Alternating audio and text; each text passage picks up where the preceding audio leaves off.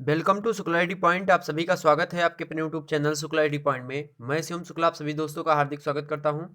दोस्तों, आज के वीडियो में हम बात करेंगे बी द्वितीय वर्ष आर्थिक भूगोल के बारे में। आर्थिक भूगोल ज्योग्राफी का पेपर 1 होता है बी सेकेंड ईयर के अंतर्गत, उसको हम पढ़ते हैं। आर्थिक भूगोल की इंग्लिश मीनिंग होती है इकोनॉमिकल ज्योग्राफी। तो इसके अंतर्गत हमने लगभग 6 वीडियोस देख चुके हैं, यानी 6 चैप्टर हम पढ़ चुके हैं, जिनके अंतर्गत हमने आर्थिक भूगोल की परिभाषा देखी थी। आर्थिक भूगोल की परिभाषा के बाद में हमने क्या देखा था, तो आर्थिक भूगोल की परिभाषा के साथ साथ हमने बहुत सारी चीज़ें देखी थी, जैसे कि जो उत्पादन होते हैं, प्राथमिक उत्पादन, द्वितीयक उत्पादन, तृतीयक उत्पादन, इन सभी को समझते हुए हमने चर्चा करी थी। उसके बाद में दूसरे चैप्टर के अंतर्गत हमने विश्व में मत्स्य पालन को देखा था, और उसके बाद में मत्स्य पालन को देखते हुए हमने मैप के माध्यम से आपको समझाते हुए फिर संसाधन की परिभाषा समझी थी। संसाधन का विस्तृत रूप से वर्गीकरण किया था हमने। उसके बाद में जो है आपका चौथा चैप्टर आ जाता है। चौथा चैप्टर के अंतर्गत हमने क्या समझा था, संसाधन संरक्षण समझा था कि क्या होता है संसाधन संरक्षण। साथ ही साथ प्राकृतिक संसाधनों के संरक्षण के लिए जो सरकार के द्वारा विधियां बनाई गई उससे मतलब नियोजन से संबंधित है, उससे मतलब उसको बचाने से संबंधित मतलब संरक्षण करने के लिए, संसाधन जो है प्राकृतिक संसाधनों को बचाए रखने के लिए, संरक्षित रखने के लिए कुछ नियम कायदे बनाए गए थे, उन पर हमने चर्चा करी थी। उसके बाद में जो है लेक्चर 5 या फिर चैप्टर 5 के अंतर्गत हमने क्या चीज़ डिस्कस किया था, विश्व के प्रमुख कृषि प्रदेशों को देखा था। ठीक है, उसके बाद में हमने कृषि प्रदेशों को देखते हुए उसमें हमने बताया था हंटिंग गटन ने किस प्रकार से बांटा है, ओजोन आसन ने किस प्रकार से बांटा है। ठीक है, इन सभी को बताते हुए हम आगे बढ़े। उसके बाद में हमने चलवासी पशुचारण प्रदेश पर चर्चा कर ली थी। ठीक, तो इतनी बात लेक्चर 6 के अंतर्गत। तो आज के वीडियो में हम बात करेंगे किसके बारे में, जो है आपका चैप्टर 6 के चैप्टर 7 के बारे में। और चैप्टर 7 के बारे में हम चर्चा किसके बारे में करेंगे, तो चावल की कृषि के बारे में। जी हाँ, यहाँ पे देख रहे होंगे भैया या साहब, जो देखिए यहाँ पे देखिए चावल की खेती कर रहे हैं, ये देखिए ऐसे होती है चावल की खेती। अभी समझा देंगे कैसे होती है और इसके लिए क्या क्या चीज़ें जो है उपयोगी होती है, मतलब अनुकूल होती है इसके लिए। तो चावल की कृषि से संबंधित प्रश्न आपसे कैसे पूछता है एग्जाम में, तो चाहे लघु उत्तरीय हो, अति लघु उत्तरीय हो या फिर दीर्घ उत्तरीय, एक प्रश्न यहाँ से पूछा जाता है। एक प्रश्न हमेशा पूछा था चावल की कृषि को लेकर के, चाहे आप जब से परीक्षा बीए की शुरू हुई है, जब से परीक्षा इकोनॉमिकल ज्योग्राफी, तब से अगर आप पूरा पेपर उठा के देखेंगे तो एक प्रश्न यहाँ से जरूर पूछा गया है, चाहे अति लघु उत्तरीय का हो, चाहे दीर्घ उत्तरीय का, चाहे लघु उत्तरीय का। ठीक, तो देखिए, तो यहाँ से प्रश्न इस प्रकार से पूछे, जैसे कि पूछ लिया जाएगा आपसे कि चावल की कृषि के लिए अनुकूल भौगोलिक परिस्थितियों का उल्लेख करते हुए इसके मतलब वितरण या फिर विश्व वितरण या व्यापार पर विवेचना कीजिए, या फिर आपसे चावल की कृषि के लिए अनुकूल भौगोलिक भौगोलिक परिस्थितियों का उल्लेख कीजिए। ठीक है, या विश्व में चावल का उत्पादन किन किन देशों में होता है, क्रम से सजाइए। ठीक है, इस प्रकार से आपसे कुछ प्रश्न पूछा जा सकता है। तो सभी मुद्दों पर आज हम की वीडियो में चर्चा करेंगे। हम डिजिटल रूप से आपको दिखाएंगे कि चावल की कृषि होती कैसी है। दोस्तों देखते हैं, सबसे पहले हम दिखा दें आपको कि चावल कैसे पैदा किया जाता है। देखिए, चावल के लिए सबसे पहले देखिए भाई साहब जो हैं यहाँ पे देखिए चावल की क्या कर रहे हैं, रोपाई कर रहे हैं। इससे पहले चावल क्या होता था, जैसे कि पहले एक खेत बनाया जाता है। पहले पहले एक खेत बनाया जाता है, जैसे मान लिया एक क्यारी, एक खेत बना लिया गया। खेत बनने के बाद में क्या होगा, इस खेत में क्या करेंगे, बीज लोग डालेंगे। बीज जो है एक जो है बीज लेके आएंगे, जो है 64 44 या फिर कुछ भी ले आए बीज, तो बीज लेकर के आएंगे और इसमें पानी भर देंगे पहले। तो इस खेत में पानी चला करके एकदम से खर वगैरह जो है उसमें खरपतवार, उन सभी को हटा लेंगे। उसके बाद में इसकी जुताई करके इस खेत की, इसमें क्या करेंगे, बीज का छिड़काव कर देंगे पानी में ही, और पानी में बीज का छिड़काव कर देंगे। उसके बाद में पानी फिर भरते रहेंगे। तो 21 22 दिन के बाद में जब उनका बीज जो होगा तैयार हो जाएगा, लगभग 1 महीने तक, अधिकतम 1 महीने तक तैयार हो जाता है। तो उसके बाद में क्या करते हैं लोग, उसके बाद में एक खेत और दूसरा बनाते हैं, और उस खेत में बड़ा सा खेत, तो ये छोटा सा खेत बनाते हैं पहले जब बीज डालना होता है।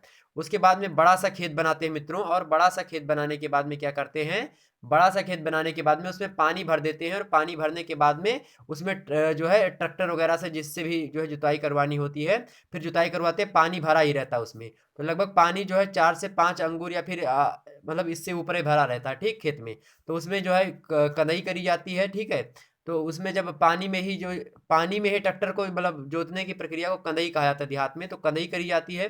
कंदई के बाद में क्या होता है, बीज जो है वहाँ उस खेत से उखाड़ करके लोग लाते हैं, इसमें जो है रोपाई करते हैं इसकी। तो इसको धान की रोपाई करना कहते हैं। ठीक है, बुआई कौन है, बुआई हमने अभी अभी आपको समझा दी कि छिड़काव करके माध्यम से बीज की बुआई करी जाती है, ये रोपाई है धान की। ठीक, अब रोपाई कर रहा है भैया ये हमारे, अब रोपाई करेंगे। ठीक है, ये पानी ऐसे, इसमें पानी धान में ऐसे पानी भरा होना चाहिए, देखेंगे ध्यान, अभी मैं बताऊंगा सारी बातें। तो ऐसे से धान में पानी भरा होना चाहिए। ठीक, जलवायु कैसी होनी चाहिए, उष्ण, और आपकी जलवायु उष्ण होनी चाहिए, मतलब थोड़ी गर्मी का महीना होना चाहिए। आपको पता होगा जब चावल कब बोया था, जब बरसात की शुरुआत होती है, वही सावन वगैरह के मतलब महीने में। ठीक है, जुलाई अगस्त के आसपास में चावल की बुआई लगभग होती है। ठीक, तो यहाँ पे चावल देखिए एक हो गया। उसके बाद में चावल की जो है, चावल फिर इसके बाद में ये प्रक्रिया हो जाती है। अब चावल में ऐसे धान हो जाएगा, इसके बीच में खरपतवार भी जमाएंगे, तो उसकी क्या करी जाती है, निराई करी जाती है। निराई के बाद में क्या होता है, फिर जो है आपकी फसल तैयार होती है। फसल कुछ इस प्रकार से आपको दिखाई पड़ती है, यहाँ पे देखिए। उसके बाद में क्या होता है, आप जो है उसको कहीं पे जो है अपने घर वगैरह पे ले जा सकते हैं, किसी चीज़ पर लाद फान के। ठीक, तो कुल मिलाकर के ये था प्रोसेस चावल बनने की प्रक्रिया। तो चावल कैसे बनता है, अब देखते हैं कि इसकी जो है अनुकूल भौगोलिक परिस्थितियां कौन कौन सी होती है, यानी कि कितना जल चाहिए, कितनी वर्षा चाहिए, मिट्टी किस प्रकार से चाहिए, खाद क्या क्या चाहिए, ये सारी चीज़ें। तो ये आपको डिनोट करवाना होता है वहाँ पे जब पूछेगा आपसे कि चावल की कृषि के लिए अनुकूल भौगोलिक परिस्थितियाँ। तो भौगोलिक परिस्थितियों में आपको तापमान बताना पड़ेगा कितना होना चाहिए, वर्षा कैसी होनी चाहिए, धरातल कैसा होना चाहिए। ठीक है, ये सारी चीज़ें। तो आइए चर्चा कर लेते हैं उन पर भी। देखिए, चावल जो होता है एक महत्वपूर्ण खाद्यान्न फसल है। विश्व स्तर पर मानव के भोजन में इसका महत्वपूर्ण योगदान है चावल का। भौगोलिक दशाएं देख लेते हैं इसकी। चावल आर्द्र उपोष्ण एवं उष्ण जलवायु की फसल है, मतलब गर्मी का, मतलब इसके कहने का मतलब है गर्मी। ठीक है, तो आप इतना सब ना लिख पाए तो आप सीधे कर लिख सकते हैं कि ये गर्म महीने में चावल पैदा किया जा सकता है। आर्द्र मतलब होता है नमी धारण करने की क्षमता। ठीक है, उपोष्ण मतलब होता है थोड़ा गर्मी, उष्ण मतलब क्या, गर्मी। ठीक, तो ये बात ध्यान रखेंगे। तो ये उष्ण जलवायु मतलब कहाँ पे होता है अधिकतर, मैं अभी दिखाने का भी प्रयास करूंगा किस किस स्थान पर होता है। तो अभी मैं दिखा दूंगा मैप के माध्यम से कि कहाँ कहाँ पे होता है। उष्ण कटिबंधीय क्षेत्रों के आसपास होता है और उपोष्ण कटिबंधीय क्षेत्र। 1 मिनट लगे हाथ दिखा देते हैं आपको उष्ण और उपोष्ण कटिबंध क्या होता है। ठीक, तब आपको अच्छे तरीके से समझ में आ जाएगा। देखिए, यहाँ पे विश्व स्तर का मैप आपके सामने प्रदर्शित है। यहाँ पे जो पीले कलर का दिखाई पड़ रहा होगा, वहीं पे चावल की कृषि मुख्य रूप से होती है। कहाँ पे, जो पीले कलर से दिखाई पड़ रहा है। अब देखते हैं यहाँ से, ये पूरे विश्व स्तर है। यहाँ पे देखिए ये जो कॉन्टिनेंट दिख रहा है, ये आपका है एशिया महाद्वीप। एशिया महाद्वीप के बगल में जो काला वाला दिख रहा है यहाँ पे थोड़ा छोटा सा, इसी को हम यूरोप कहते हैं। ठीक, और ये यहाँ पे जो दिखाई पड़ रहा है, इसको ऑस्ट्रेलिया कहते हैं। ये एशिया तो है, ये अपना एशिया जो है, भारत ये भी पूरा है। एशिया, यूरोप, आप जो है ये क्या है, ये ऑस्ट्रेलिया है आपका। उसके बाद में ये कौन सा है, ये है आपका जो है अफ्रीका। ये कौन सा है, दक्षिणी अमेरिका है। ये उत्तरी अमेरिका है। ठीक, तो ये कितने महाद्वीप हो गए आपके, 1 2 3 4 5 6। और एक यहीं पे ऊपर आपका पड़ता है अंटार्कटिका। ठीक है, ऊपर क्या पड़ता है, अंटार्कटिका। ठीक, तो ध्यान रखिए कितना बात पड़ता है, नीचे भी उसका थोड़ा बहुत भाग पड़ जाता है। और ये जो आपको दिखाई पड़ रहा है, ये ग्रीनलैंड है। कौन है, ग्रीनलैंड है। ठीक, तो ये थे विश्व के कॉन्टिनेंट। यहीं पे महासागर है आपका, इधर भी प्रशांत महासागर फैला हुआ है, इधर भी प्रशांत महासागर है। ये बीच का भाग जो ये आकार की आकृति है, ये कौन सा भाग है, ये अटलांटिक महासागर है आपका। ठीक, ये बात ध्यान रखेंगे। आपका भारत कहाँ पे है, भारत ये यहाँ पे है, ये भारत है। ठीक, देखिए भारत की स्थिति आपने देखा, भारत ये यहाँ पे है, ये भारत है। ठीक, इसके ऊपर ये चाइना है। विश्व में सबसे ज्यादा चावल उत्पादन कहाँ पे होता है, चाइना में होता है। दूसरे नंबर पे कहाँ पे होता है, भारत में होता है। ठीक, तो यहाँ पे देखिए ज्यादा गाढ़ा दिखाई पड़ रहा होगा आपको, तो यहाँ पे ज्यादा होता है।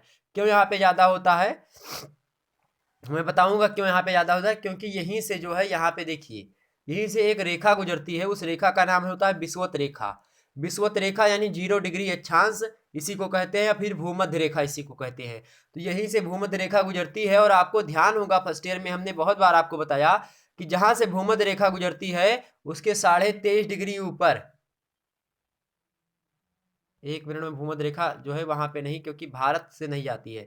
नीचे यहाँ पे देखिए भूमध्य रेखा कुछ यहाँ से गुजरती है। ठीक, ये भूमध्य रेखा, उसके ऊपर से भारत को 2 भागों में काटती हुई जो है यहाँ पे ये जाती है आपकी कर्क रेखा, और नीचे से जाती है मकर रेखा।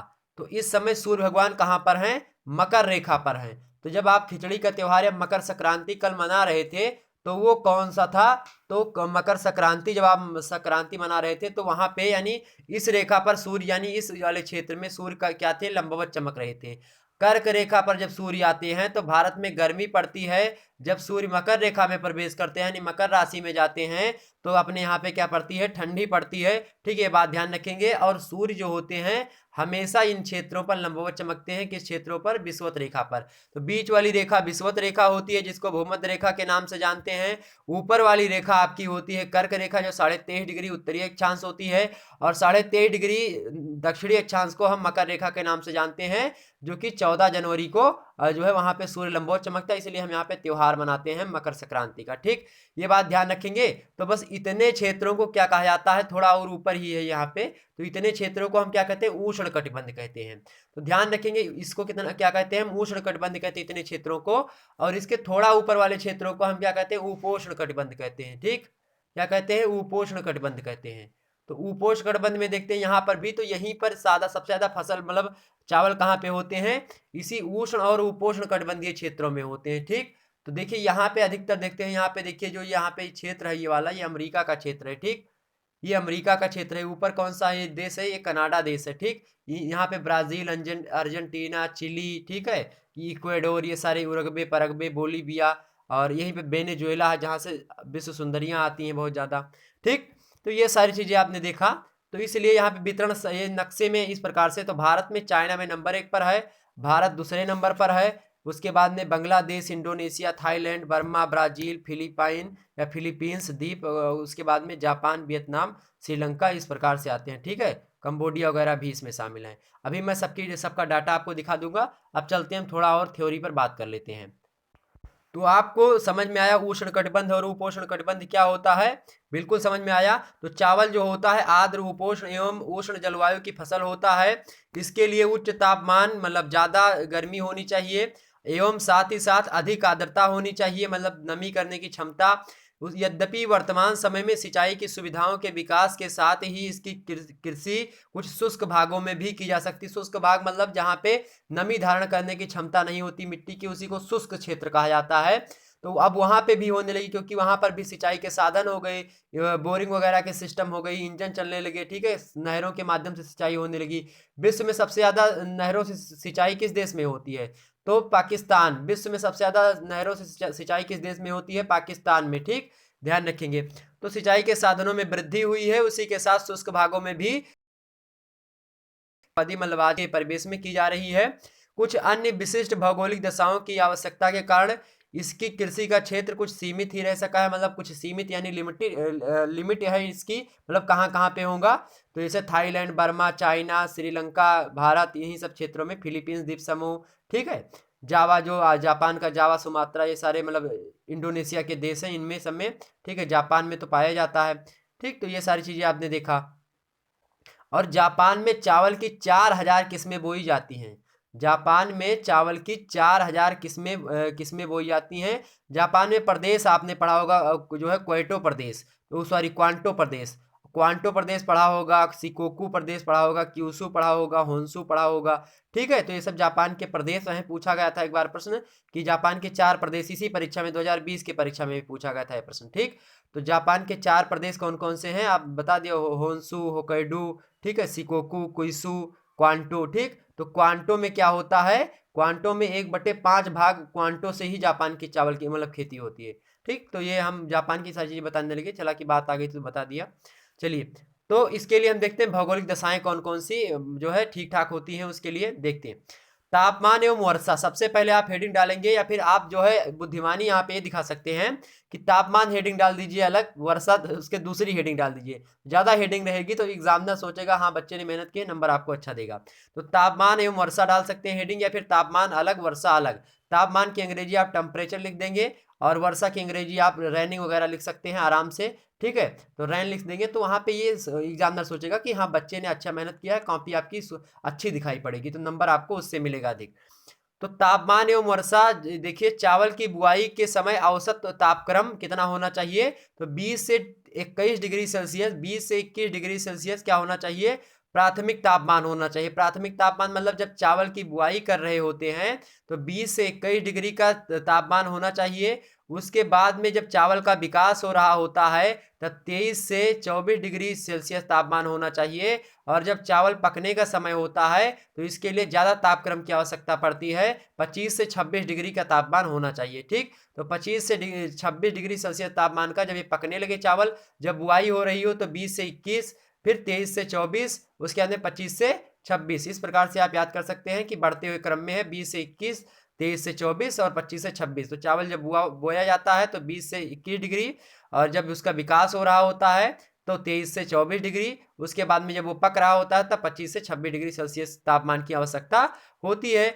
इसके लिए देर तक रिमझिम वर्षा उपयुक्त मानी जाती है। अगर रिमझिम वर्षा होती है चावल के लिए तो उपयुक्त मानी जाती है, मतलब ठीक ठाक मानी जाती है।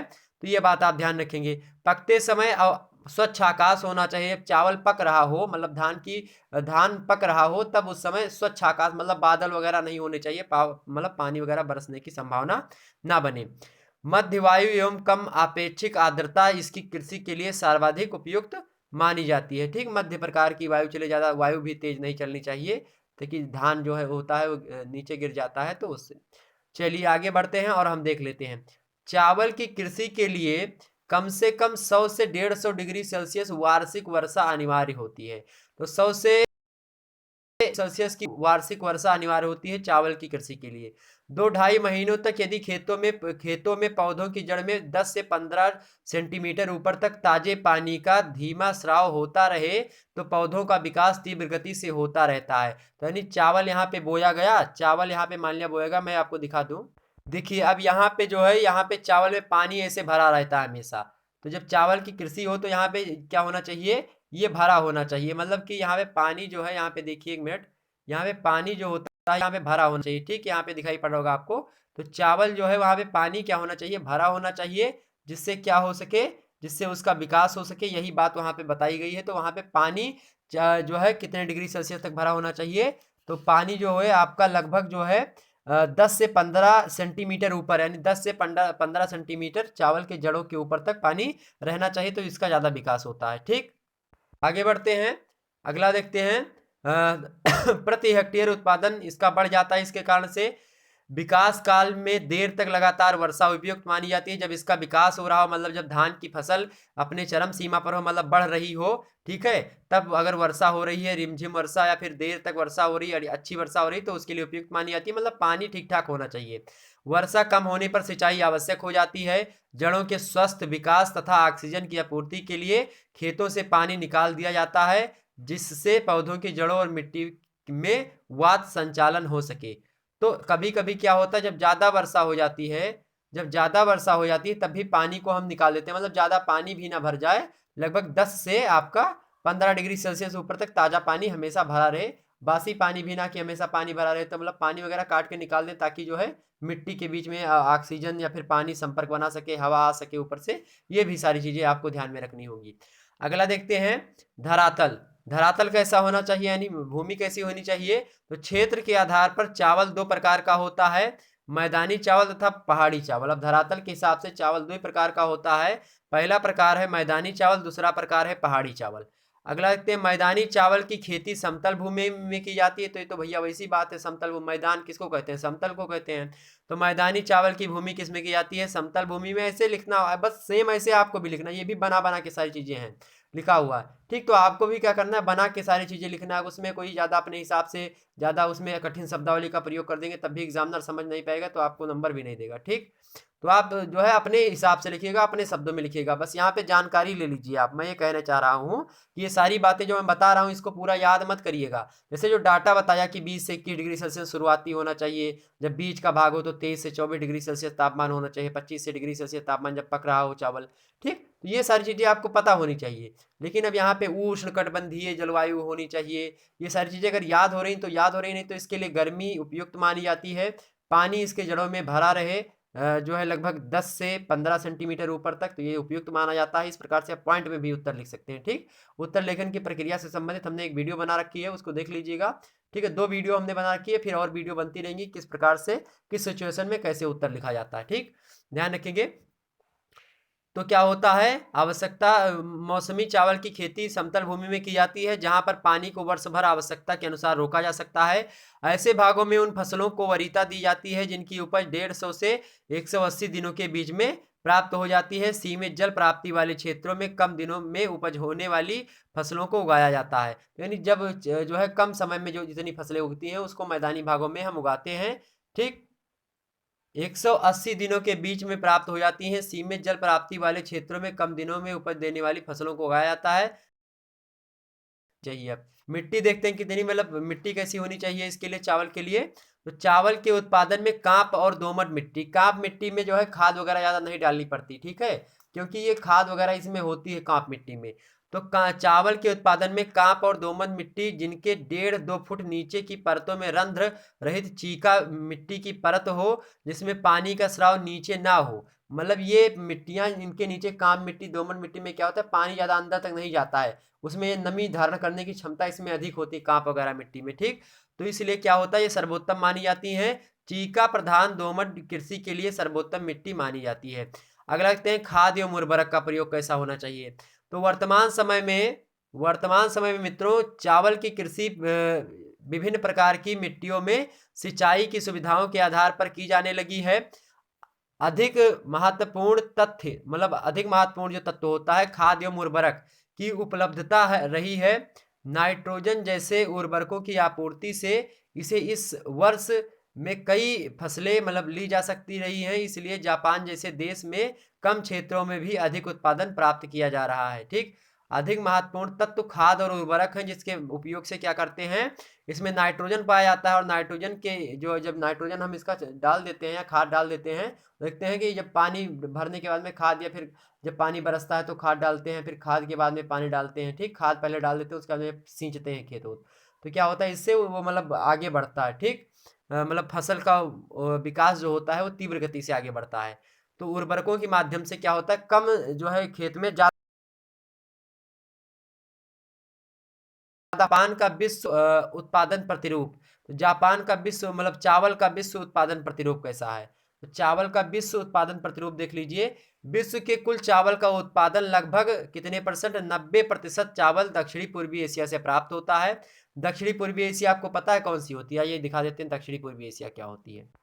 तो दक्षिणी पूर्वी एशिया आपकी यही होती है, दक्षिणी पूर्वी एशिया, ठीक है, ये वाली क्षेत्र, इसी को हम दक्षिणी पूर्वी एशिया कहते हैं। क्योंकि भारत वगैरह जो है पूरब के एशिया, ये भी एशिया है, ठीक है, यहाँ पे एक किसी को पश्चिमी एशिया, किसी को सेंट्रल एशिया कहा जाता है, तो ये अपना जो है दक्षिणी पूर्वी एशिया है। जब आप थर्ड ईयर में पढ़ते हैं तो एक पढ़ते हैं रीजनल ज्योग्राफी, मतलब क्षेत्रीय भूगोल, और क्षेत्रीय भूगोल के अंतर्गत आप पढ़ते हैं दक्षिणी पूर्वी एशिया, दक्षिण पश्चिम एशिया और सुदूर पूर्व एशिया। तो जिसमें जो सुदूर पूर्व एशिया यानी जापान वगैरह, जापान कहाँ पे है, जापान यही देश है, ये देखिए यहाँ पे जापान है। ठीक, यहाँ पे दिखाई पड़ रहा होगा छोटा सा आपको जापान, तो यहाँ पे जापान आपका है, ये देखिए यहाँ पे, जहाँ मैंने पारा, ये जापान है, यहाँ पे चाइना है आपका, ठीक है, उसके ऊपर जो यहाँ पे काला दिखाई पड़ रहा है मंगोलिया, यहाँ पे नहीं होता, चाइना में होता है खूब चावल। ये भारत में चावल होता है यहीं पे लाओस, कंबोडिया, ये सब वियतनाम, इंडोनेशिया, बस यहीं पे सबसे ज़्यादा चावल होता है। 90% चावल, पूरे संसार का 90% चावल बस केवल यही क्षेत्रों में होता है। कहाँ पे, भारत, चाइना, यहीं सब पे होता है। ठीक, मतलब दक्षिणी पूर्वी एशिया में, मतलब जितने क्षेत्र पर हमने क्या किया है, लाल लाल बना दिया है, यहीं पर पाया जाता है चावल। ठीक, ध्यान रखेंगे इतनी बात। चलिए आगे बढ़ते हैं। तो क्या बताया हमने कि विश्व के कुल चावल उत्पादन का 90% चावल दक्षिणी पूर्वी एशिया से प्राप्त होता है। आते हैं आपका चाइना आता नंबर 1 पर, दूसरे नंबर पर भारत है, उसके बाद में आपका और तमाम सारे देश हैं, जापान है, लाओस है, इंडोनेशिया, कंबोडिया, ठीक है, वियतनाम, ये सारे के सारे देश इसी क्षेत्र के हैं। ठीक, तो यहीं पर सबसे ज़्यादा 90% चावल पूरे संसार का उगाया जाता है। मतलब अगर 100 किलो चावल पूरे संसार में उगाया जाता है तो दक्षिणी पूर्वी एशिया से यानी इतने देशों से 90 किलो चावल अकेले उगाया जाता है। ठीक, अभी मैं डाटा दिखा रहा हूँ सभी देशों का आपको। आगे देखते हैं क्यों यहाँ पे ज़्यादा होता है, क्योंकि इसकी भौगोलिक परिस्थितियाँ कुछ ऐसी हैं, जैसे कि यहाँ अधिकतर नदियों के डेल्टाई भागों तथा नदियों के डेल्टाई भाग, मतलब जब नदियाँ जो होती हैं बुढ़ापी अवस्था पर होती है, नदियाँ मतलब एकदम से खत्म होने वाली होती हैं, जैसे गंगा नदी वहाँ से पर्वत से चली और यहाँ तक पश्चिम बंगाल में आते आते अपने बुढ़ापी स्थान पर पहुँच गई, बुढ़ापी जोआ पर पहुँच गई। अब यहाँ पे जब बुढ़ापे अपने पहुँच गई तब वहाँ पे क्या करने लगती है, ये कई छोटी छोटी धाराओं में बट जाती है। जब नदियाँ बहुत दूर लंबी गति तय करके आती है, यानी यहाँ से नदी चली बहते बहते बहते बहते जब यहाँ पहुंची तो क्या होगा, अब इसकी जो ऊर्जा होती है खत्म हो जाती है, तो ये क्या होती है, छोटी छोटी धाराओं में बट जाती है, यानी आगे मान लिया कुछ पड़ गया, ठीक है, अब यहाँ से कट जाएंगी इधर उधर, तो इस प्रकार से क्या करती हैं, ये इधर उधर बहने लगती हैं और छोटी छोटी धाराओं में बट करके इस एक क्षेत्र का निर्माण करती हैं। और इसी क्षेत्र को हम किस नाम से जानते हैं मेरे प्यारे दोस्तों, तो इस क्षेत्र को हम नाम से जानते हैं डेल्टा। तो इसी को कहा जाता है नदियों का डेल्टाई क्षेत्र। यहाँ पर दोमट वगैरह मिट्टी बहुत ज्यादा मात्रा में पाई जाती है, काप मिट्टी पाई जाती है।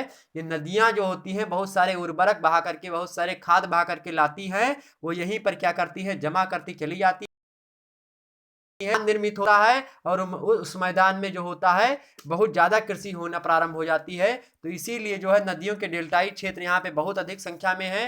जैसे दुनिया का सबसे बड़ा डेल्टा कौन है, सुंदरबन का डेल्टा, पश्चिम बंगाल में सुंदरबन का डेल्टा है, बांग्लादेश में भी फैला हुआ है। यहाँ पर जो है मैग्रोव नामक वनस्पति पाई जाती है। इस स्थान में आप देखते हैं गंगा जमुना का सतलज का मैदान आप देखते होंगे, ठीक है, गंगा जमुना ब्रह्मपुत्र इन सभी का मैदान पाया जाता है। इसमें बहुत ज़्यादा खेती होती है, उत्तर प्रदेश, पंजाब और यहाँ पे देखते हैं बिहार वगैरह का क्षेत्र, ठीक है। इन सभी क्षेत्रों में क्या है, इन सभी क्षेत्रों में यही सारी जो है नदियां बह करके आती तमाम सारी। इसके कारण से क्या होता है, उपजाऊ मिट्टी होती है, काम मिट्टी, दोमट मिट्टी होती है, जिसके कारण से उपजाऊ मतलब उपजाऊ शक्ति जो होती है, मिट्टी की उर्वरा शक्ति जो होती है वो बढ़ जाती है, ठीक है, ये बात ध्यान रखेंगे आप।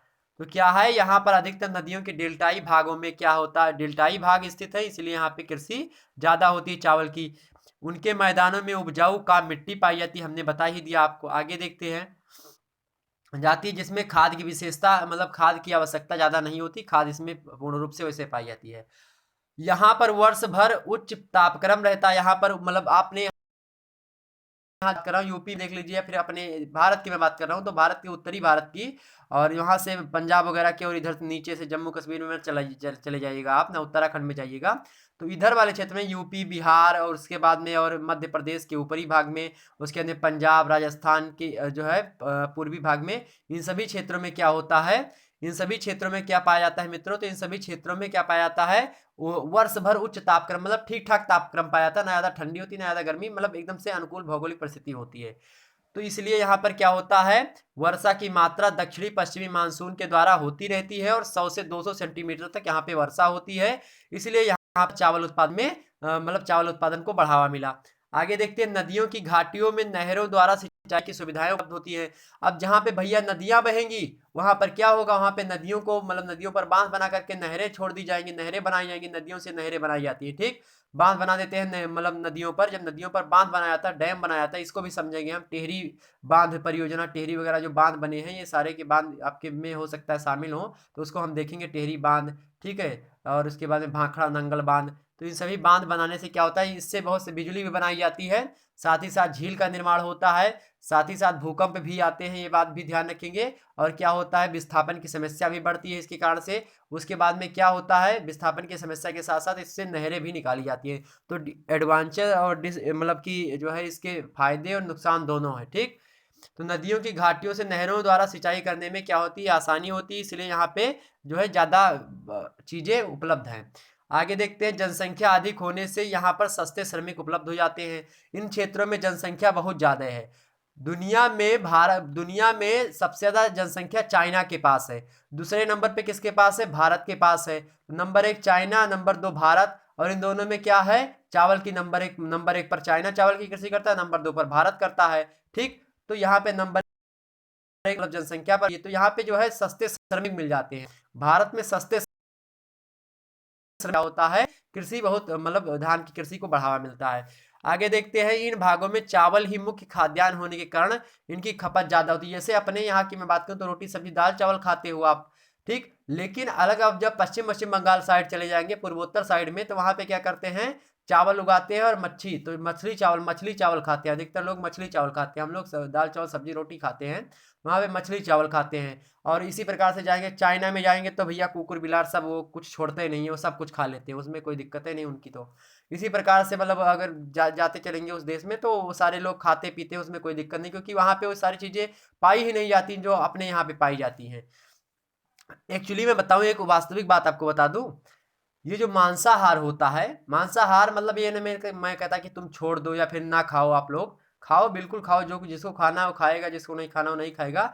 लेकिन ये प्रारंभ कहाँ से हुआ? तो ये प्रारंभ हुआ है खाड़ी देशों से। खाड़ी देशों में क्या होता था, वहां पे फसलें उत्पादित ही नहीं होती थी। जब फसलें उत्पादित ही नहीं होती थी तो लोग क्या करते थे, ये मुर्गा मछली मीट यही सब खाया करते थे। तो वहाँ पे खाद्यान्न की सामग्री की कमी थी, इसलिए क्या होता था, लोग ये जानवरों पर निर्भर हो गए थे। तो उसी का देख देख करके सभी लोग खाने पीने लगे। विदेशी मतलब आक्रांता आते गए भारत में, बहुत सारे देखते हैं, बाबर से लेकर के उसके बाद में मोहम्मद बिन तुगलक, मोहम्मद बिन कासिम, खिलजी से लेकर के सब यहाँ पे देखते हैं। Tughlaq Syed dynasty, Lodhi dynasty, Khilji dynasty, ये सब जितने भी लोधी तुगलक वंश ये सब थे, दिल्ली सल्तनत, मुगल वंश, ये सब जो है विदेशों से तो आए थे, सब विदेशों से आए थे, अरब की कंट्रियों से आए थे। तो ये सब जो है इन्हीं सब ने सारा क्या किया है, प्रचार किया है सब आकर के। ठीक, पहले ये व्यवस्था नहीं थी भारत में। भारत एक बहुत जो है उच्च प्रवृत्ति का देश माना जाता था, विश्व गुरु कहलाता था अपने जमाने में। ठीक, हालांकि वो अलग की बातें, मैं किसी दिन चर्चा करूंगा उस पर भी। तो इन भागों में चावल ही क्या था, मुख्य खाद्यान्न होने के कारण से इनकी खपत यहाँ पे ज्यादा हो गई। यहाँ पे चावल लोग ज्यादा खाते हैं, तो इसलिए यहाँ पे ज्यादा चीजें हो गई। चलिए आगे बढ़ते हैं हम। अब देख लेते हैं चावल उत्पादन के मतलब चावल उत्पादन किन किन देशों के द्वारा होता है, उनको देख लेते हैं। पहला पॉइंट देखिए, दुनिया भर में प्रतिवर्ष लगभग इतना टन चावल पैदा किया था। कितना टन चावल? तो लगभग यहाँ पे 74 करोड़ 25 लाख 41 हजार 804 टन का चावल उत्पादन होता है। उसके बाद में चाइना जो है प्रतिवर्ष में, मतलब दुनिया भर में इतना चावल निकाल मतलब पैदा होता है। कितना? 74 करोड़ 25 लाख 41 हजार 804 टन चावल। उनमें से जो चाइना होता है, चाइना जो है आपका इकाई दहाई सैकड़ा हजार 10 हजार लाख 10 लाख करोड़ 10 करोड़ 21 करोड़ 10 लाख 90 हजार 813 टन अकेले क्या उत्पादन करता है, चाइना इसका उत्पादन करता है। कितना? तो लगभग 21 करोड़ के आसपास जो है चाइना उत्पादन करता है। 74 करोड़ मान लेते हैं कि 74 करोड़ मतलब चावल का उत्पादन हो रहा है। कितना? 74 करोड़ जो है चावल का उत्पादन हो रहा है। उनमें 74 करोड़ में से क्या कर रहा है, जो चाइना है, ठीक, चाइना जो है वो मतलब दुनिया भर में 74 करोड़ हो रहा है, उनमें से चाइना जो है कितना कर रहा है, चाइना लगभग 21 करोड़ टन के आसपास कर रहा है। ठीक है, 21 करोड़ मतलब टन के आसपास। ठीक, ध्यान रखेंगे। उसके बाद में अपना अगला देखते हैं, दुनिया का सबसे बड़ा चावल उत्पादक है भारत। कितना उत्पादित करता है? ठीक, भारत जो है अपना उत्पादित करता है 15 लाख के मतलब 15 करोड़ के समथिंग में। ठीक, उसके बाद में और दूसरे स्थान पर है ये। और इंडोनेशिया इसके बाद में आता है 77 लगभग इकाई जो है सैकड़ा हजार 10 लाख 10 लाख करोड़, तो 7 करोड़ के आसपास। ठीक, ध्यान रखेंगे। इंडोनेशिया, इंडोनेशिया में जावा सुमात्रा ये दो द्वीप प्रसिद्ध हैं, यहाँ पे बहुत ज़्यादा होता है। ठीक, और कहाँ पे, श्रीलंका से जब नीचे आप जाएंगे और उसके मलेशिया वगैरह के नीचे आएंगे, बोर्नियो द्वीप के नीचे, थाईलैंड, इन सब के नीचे पड़ता है जावा और सुमात्रा द्वीप, जो कि इंडोनेशिया है। ठीक, ये बात ध्यान रखेंगे। जो है देशों की किस प्रकार से है देखिए। तो ये देखिए, चीनी जनवादी गणराज्य यानी चीन में क्या होता है, चीन में 204 जो है लगभग इतना जो है उत्पादन होता है। ठीक, ध्यान रखेंगे, हमने बता ही दिया सारी चीजें। दूसरे नंबर पे भारत, तीसरे नंबर पे इंडोनेशिया।